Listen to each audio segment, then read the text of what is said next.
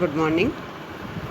कल हम लोगों ने annual value of let out house property के बारे में काफ़ी डिस्कशन किया था और बताया था कि how to we find out gross annual value whenever let out home property. जब कभी हम अपने मकान को किराए पे देते हैं तो ऐसी स्थिति में हम उसका वार्षिक मूल्य कैसे निकालें। तो इसके लिए मैंने आप लोगों को कल ये बताया था कि इसके लिए हमें 3 बिंदुओं पर विशेष ध्यान देना पड़ता है। There is the 3 factor for the find out and gross annual value of the house. तो उसमें ऑल ऑफ फर्स्ट फैक्टर था computation of expected rent. Computation of expected rent का अर्थ होता है कि जो उचित किराया है उसको ज्ञात करना। उचित किराया या एक्सपेक्टेड रेंट के लिए एक मैंने छोटा सा फॉर्मेट बताया था और आपको बताया था कि उसी फॉर्मेट के अंतर्गत ही हम एक्सपेक्टेड रेंट का आंसर निकाल सकते हैं और वो आपके सामने भी होगा, कल आप नोट्स में देखेंगी।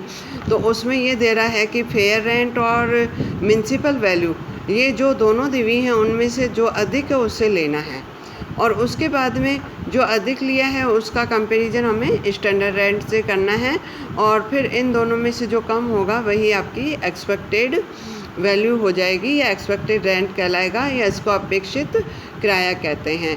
पहला पॉइंट इस तरह से क्लियर होता है। सेकंड पॉइंट जो था वह था कंप्यूटेशन ऑफ रेंट रिसीव्ड और रिसीवेबल। एक्चुअल में हम जो मकान देते हैं किराए पर वह आवश्यक नहीं कि 12 महीने के लिए किराए पे दिया जाए या हो सकता है कि 12 महीने के लिए भी दिया जाए। तो ऐसी स्थिति में हमें कभी कभी जो किराया मिलता है वह 8 महीने का भी मिल सकता है, 9 महीने का भी मिल सकता है और जो किराया मिलता है उसमें कुछ खर्चों को ऐड करना है, कुछ खर्चों को लेस करना है, इसी प्रकार से कुछ इनकम को घटाना था। तो ये सारी बातें हम लोग कल पढ़ चुके हैं और जब कभी आपका ये पॉइंट अगर सॉल्व हो जाता है कि रेंट रिसीव्ड और रिसीवेबल, तो ऐसी स्थिति में हम क्या करते हैं, जो हमारा एक्सपेक्टेड रेंट फाइंड आउट हो चुका है पहले स्टेप पर, फिर सेकंड स्टेप पर हमने रेंट रिसीव्ड निकाल लिया है, तो इन दोनों में से जो ज़्यादा होता है उसी को हम रेंट एनुअल वैल्यू कहते हैं। अब आप लोगों के सामने मैं इसी के संदर्भ में एक प्रैक्टिकल क्वेश्चन रख रही हूँ और प्रैक्टिकल क्वेश्चन जो स्टार्ट हो रहा है, आपको ये दिया हुआ है कि मैंने एक एग्जांपल रखा है और इसमें पर्टिकुलर में वो सारी मदें हैं जो मैंने आप लोगों को कल थ्योरेटिकल समझाई थी और मैंने 3 तरह के मकान लिए हैं। 3 तरह के मकान में सबसे पहले आपको दे रहा है म्युनिसिपल वैल्यू तीनों मकानों की 140, 140 एंड 140, ये आप 1000 मान लीजिए। तो कहने का अर्थ है कि 1,44,000, 1,44,000 और 1,44,000 रुपये है। तो हम ये कहें कि प्रत्येक महीने का जो किराया है म्युनिसिपल वैल्यू के हिसाब से 12,000 रुपये। किस प्रकार से? 1,44,000 में 12 का भाग दे दीजिए, क्योंकि हम एनुअल वैल्यू निकाल रहे हैं तो नेचुरली जो भी फिगर्स दिए हुए हैं वह वार्षिक दिए हुए हैं और ये जो फिगर जो दिए हुए हैं वह 30 हटा करके दिए गए हैं। तो 1,44,000 डिवाइडेड बाय 12 करेंगे तो 12,000 रुपये प्रत्येक माह का उसका किराया हो जाएगा। इसी प्रकार से इसी क्वेश्चन में सेकंड हेडिंग दिया हुआ है fair value, fair rent. Fair rent 140, 160 और 120। तो ये एक तरह से 1,40,000 है, 1,60,000 है और 1,20,000 है। फिर स्टैंडर्ड रेंट दे रहा है 1,30,000, 1,70,000, 1,30,000। फिर ये कह रहा है रेंट ऑफ होल ईयर। यदि उसको मकान को किराए पे दिया गया है तो उसका जो रेंट है 1,20,000, 1,20,000 और 1,62,000।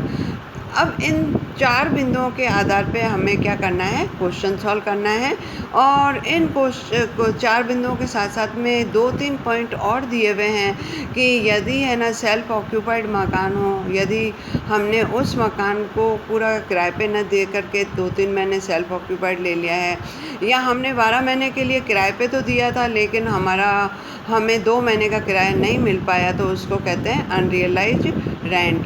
और इसी प्रकार से हम 12 महीने के लिए किराया देना चाहते थे लेकिन किराएदार पहले से छोड़ के चला जाए तो उसको हम कहते हैं वैकेंसी पीरियड। तो ये 3 बिंदुओं को भी हम एडजस्टमेंट करेंगे।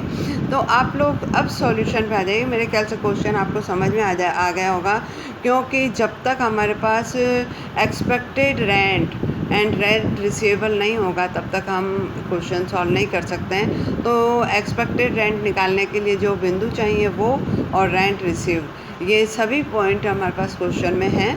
हम सॉल्यूशन में आ रहे हैं। सबसे पहले आप लोगों को कल बताया था कि एक्सपेक्टेड रेंट निकालने के लिए हमें एक फॉर्मेट फॉलो करना पड़ता है, और फॉर्मेट जब फॉलो करते हैं तो उसको हम कहते हैं फर्स्ट स्टेप में क्वेश्चन सॉल्व करना।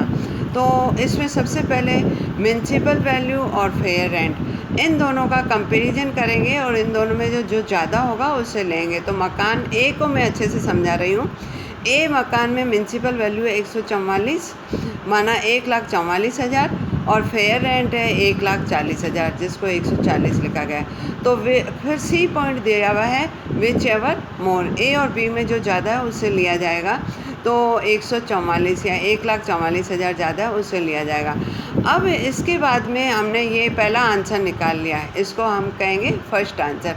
फिर सेकंड आंसर निकालने के लिए इस 1,44,000 का कंपैरिजन किया जाएगा स्टैंडर्ड रेंट से। तो स्टैंडर्ड रेंट दिया हुआ है पहले मकान का 130, अर्थात 1,30,000। तो इसका कंपैरिजन हमने किया है, तो हमारा आंसर आ रहा है 130, क्योंकि 1,44,000 और 1,30,000, या 144 और 130, इन दोनों में से जो कम होगा उसी को हम लेंगे। तो जो ये आंसर आएगा इसको हम कहते हैं एक्सपेक्टेड रेंट। तो एक्सपेक्टेड रेंट को फाइंड आउट करने के लिए ये फर्स्ट स्टेप पूरा कंप्लीट हुआ। मैंने लिखा भी है first stage complete up to 130, माना पहले मकान में हमारा 130 आंसर आ गया, दूसरे मकान में ऐसे ही करेंगे तो 160 आंसर आ जाएगा, और तीसरे मकान में आप ऐसे ही करोगे तो 130 आंसर आ जाएगा।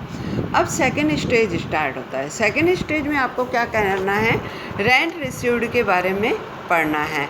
रेंट रिसीव्ड में जब भी आप पढ़ो, तो मैंने कल भी आप लोगों को एक फॉर्मेट बताया था कि रेंट रिसीव्ड में आप हमेशा जितना भी रेंट 12 महीने का दिया हुआ है उसमें से सेल्फ ऑक्यूपाइड पीरियड का रेंट घटा कर लिखना है हमेशा। तो आप ये देखो कि ऊपर क्वेश्चन में आपको दे रहा है रेंट ऑफ फुल ईयर, 1 साल का किराया 1,20,000, और इसी पहले मकान में नीचे दे रहा है, नीचे नहीं दे रहा, हाँ नीचे दे रहा है self occupied dash. Self occupied dash है, मतलब किसी प्रकार का सेल्फ ऑक्यूपाइड नहीं है, अर्थात ये 12 ही महीने किराए पे उठाया गया मकान है। तो आपका रेंट रिसीव्ड जो हो गया वह 120 या 1,20,000 रुपये।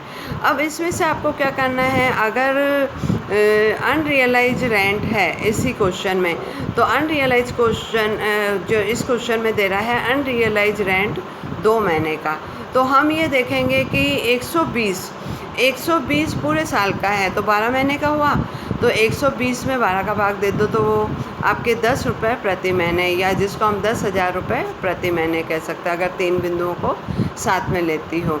तो आपका क्या हो जाएगा, 2 महीने का किराया आपको अनरियलाइज हुआ है। अनरियलाइज माना जो वसूल नहीं हुआ है, तो हम लेस कर देंगे 10 × 2, अर्थात ये हो जाएंगे आपके 20 रुपये कम हो जाएंगे। 20 रुपये कम होते ही आपको वास्तव में जो रेंट रिसीव हुआ है वह 100 रुपये हुआ है। मैंने अंडरलाइन भी किया है, वास्तव में रेंट रिसीव हुआ है 100 रुपये। और उसके बाद में आपको क्या करना है, आपको कंपैरिजन फिर करना है। अब आपका ये सेकंड स्टेज कंप्लीट हो गया, तो अब आप लोग क्या करोगे, जो आपका ऊपर फर्स्ट स्टेज में 130 आया और अब सेकंड स्टेज में आपके आए 100, तो इन दोनों में से जो आपके ज़्यादा होगा उसको लेना है। तो आपने लिया 130, क्योंकि 130 और 100 में जो ज़्यादा है 130, अर्थात आपके थर्ड स्टेप में ये कह रहा है gross annual value before adjustment of vacancy period whichever more E or F. आप लोगों को मैंने ई के अंतर्गत अमाउंट बताया है 130 और एफ के अमाउंट एफ में बताया है 100, तो इन दोनों में से जो ज़्यादा होगा उससे लिया जाएगा। अब आप लोग आ जाइए कि अगर वह मकान 12 महीने के लिए उठाया गया था लेकिन हमारा 2 महीने मकान खाली रहा, तो 2 महीने का किराया कैसे निकालेंगे, वैसे ही पूरे महीने का किराया है 120, तो पूरे साल का किराया है 120, तो 12 का भाग देने पर आंसर आते 10, 10 को 2 से गुणा कर दीजिए तो आ जाएंगे 20, ये लेस कर दीजिए। तो फाइनली जो आंसर आएगा वह आ जाएगा ग्रॉस एनुअल वैल्यू 110।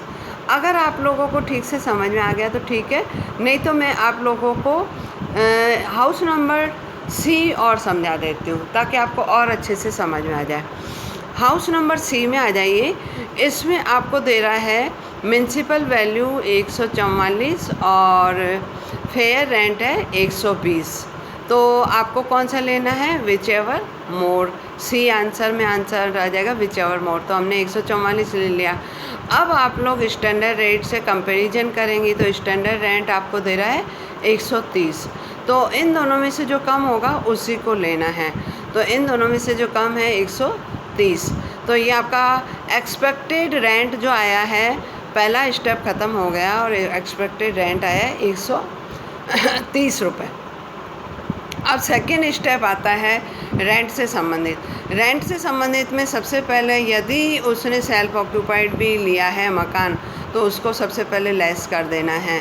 तो आपका रेंट इसमें कह रहा है पूरे वर्ष भर का 162 रुपये। तो हम 12 का भाग देंगे तो प्रत्येक महीने का किराया निकलता है 13 रुपये 50 पैसे। 13 रुपये 50 पैसे के हिसाब से अगर आपका सेल्फ ऑक्यूपाइड मकान है,